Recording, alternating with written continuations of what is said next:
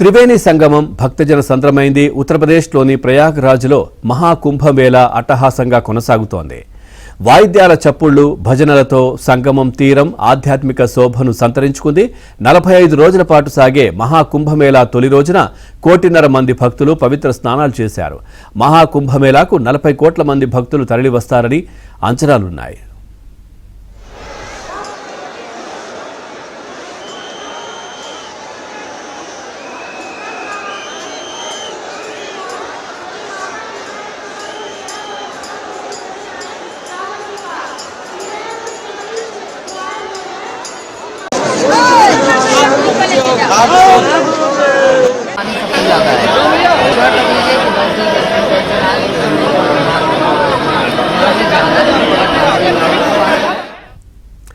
ఇక మహాకుంభమేళాకు ఉత్తరప్రదేశ్ ప్రభుత్వం భారీ ఏర్పాట్లు చేసింది. 4000 హెక్టార్లలో మహాకుంభమేళా నగరాన్ని నిర్మించింది.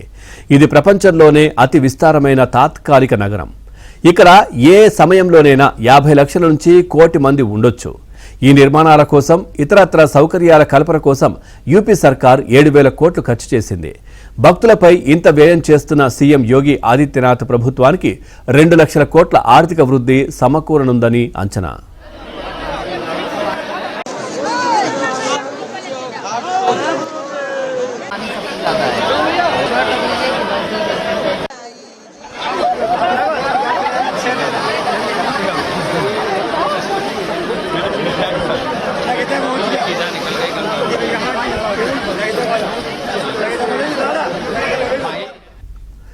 దాదాపు 13 అఖాడాలకు చెందిన వేలాది మంది సాధు సంతులు మహాకుంభమేళాలో పాలు పంచుకుంటున్నారు.